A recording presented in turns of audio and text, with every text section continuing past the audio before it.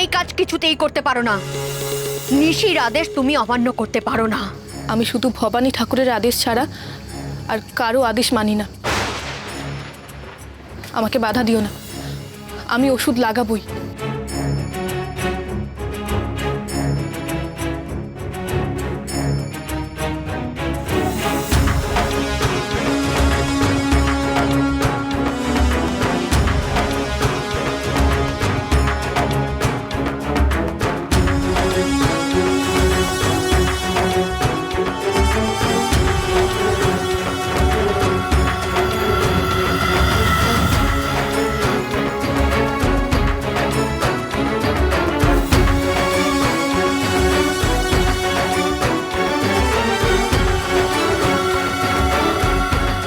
দাঁড়াও দাঁড়াও, তুমি বলছো সর্দার এতেই বেঁচে যাবে, ভালো হয়ে যাবে? তুমি যা করলে তার ফল কি সাংঘাতিক হতে পারে তোমার কোনো ধারণাই নেই। তুমি কিন্তু নিশির আদেশ অমান্য করেছো। ফলের কথা ভেবে আমি আমার কর্তব্য থেকে কোনোদিনই সরে আসিনি দিবা। আমার যা কর্তব্য তা থেকে পিছু হটা আমার স্বভাব নয়। পরিণতির কথা আমি চিন্তা করি না। আর এই নিশি, কে তিনি? তার কথা এত শুনছি, কই তাকে তো দেখতে পাচ্ছি না। তাকে অন্তত একটিবার আমার খুব দেখতে ইচ্ছে করছে। কে এই মহিলা যার কথা তোমরা এত বলছো? আমার মন বলছে তার সাথে আমার দেখা হবেই, তবে বন্ধুত্বের হাত বাড়িয়েই না হোক। শাস্তি দিতে তো তাকে আমার কাছে আসতেই হবে, তাই না?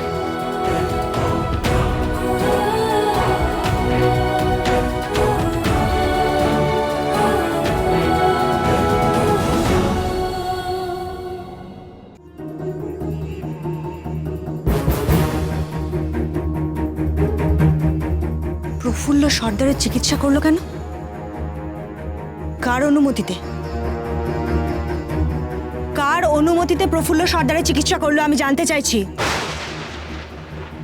আমার বারণ করা সত্ত্বেও কোন সাহসে প্রফুল্ল সর্দারের চিকিৎসা করলো? এখন যদি সর্দারের কিছু একটা হয়ে যায়, যদি ভুল চিকিৎসায় সর্দার মারা যায়, তার দায় কে নেবে? কে নেবে বলো?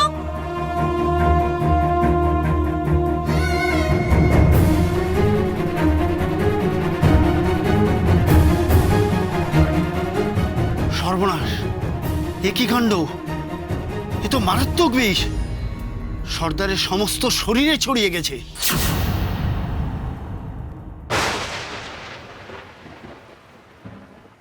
এই ওষুধ কে লাগিয়েছে? কেন? ভুল ওষুধ তো? একেবারেই না, একদম সঠিক ওষুধ। এই গুল্ম কি এখানে আছে? একেই বলে রাখে হরি মারে কে। সর্দারের কপাল ভালো, এই ওষুধ যে লাগিয়েছে সে অন্তত কবিরাজিটা ভালো জানে। ঠিক সময় এই ওষুধ পড়েছে বলে সর্দারের দেহ থেকে অন্তত কিছুটা হলেও বিষ টেনেছে। কিছুটা? আপনি সর্দারকে পুরোপুরি সুস্থ করে দিন বৈদ্যমশাই। বদ্যিমশাই, আপনি আমাদের সর্দারকে বাঁচিয়ে দিন, আপনি যা চান। থামো, হে থামো। বাঁচাবো বললেই তো আর বাঁচানো যায় না। এই এই জড়িবুটি আমার দরকার, কিন্তু আমার কাছে নেই। প্রলেপ যখন লাগালে তখন মুছলে বা কেন? এটা তো আমার মাথায় ঢুকছে না। কে কে লাগিয়েছে? এটা থাকলে আর কোনো ভয় থাকতো না। তোমাদের কে লাগিয়েছে? যেই লাগিয়েছে তাকে বলো আবার এই জড়িবুটিটা নিয়ে আসতে।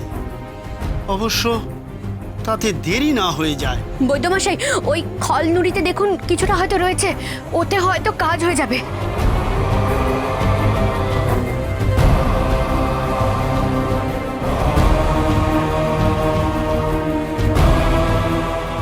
মনে হয় এতেই বিপদটা কাটবে।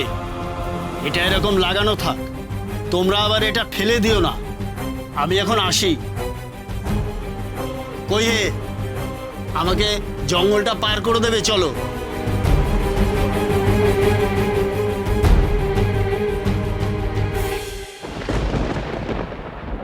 ভবানী ঠাকুরের জহুরির চোখ, মানুষ চিনতে ভুল হয় না। প্রফুল্ল উপযুক্ত বলে ঠাকুর ওনাকে বেঁচেছেন। আর যদি প্রফুল্ল না থাকতো তাহলে আমরা তো সর্দারকে ফিরে পেতাম না।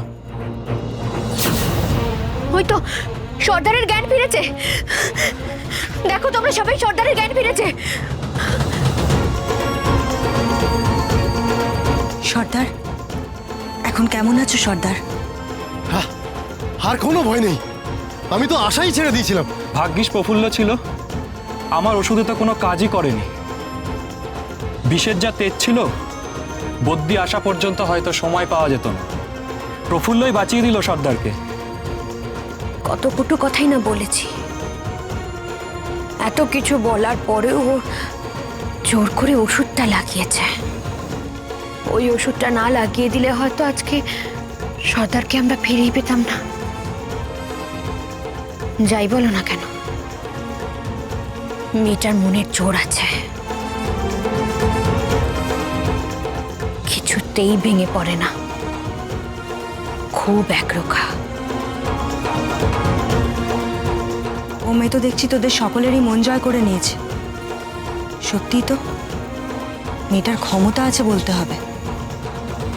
একবার দেখা করতে হচ্ছে ওর সঙ্গে।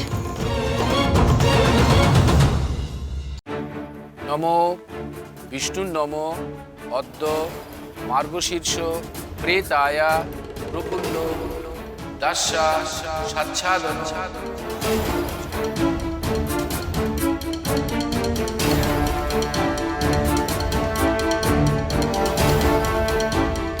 আমি কি দেখলাম? আমার নিজের শ্রাদ্ধ। এখনো যেন নিজের চোখকে বিশ্বাস করতে পারছি না। আজ আমি সবার কাছে মৃত।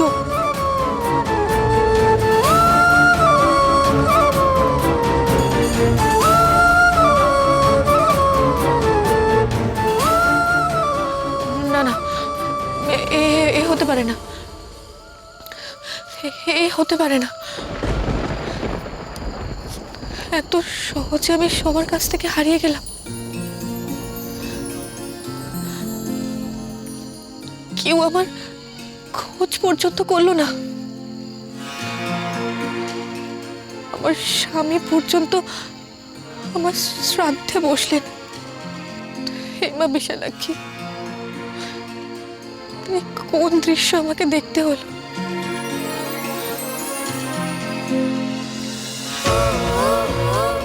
জীবনে শুধু কষ্ট আর বঞ্চনা আমার সাথী। যাকে আঁকড়ে ধরে বাঁচতে চেয়েছি,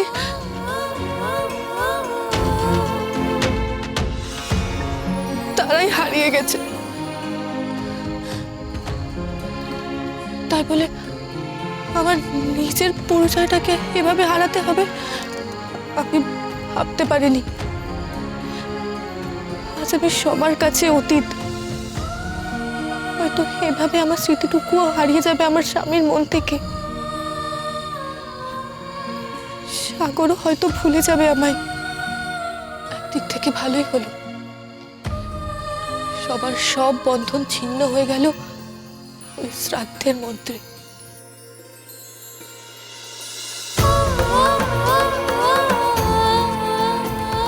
আজ আমি আর প্রফুল্লমুখী নই।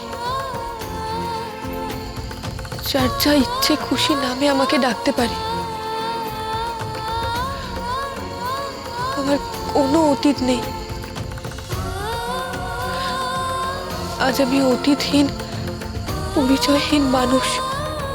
কিচ্ছু নেই আমার, কেউ নেই।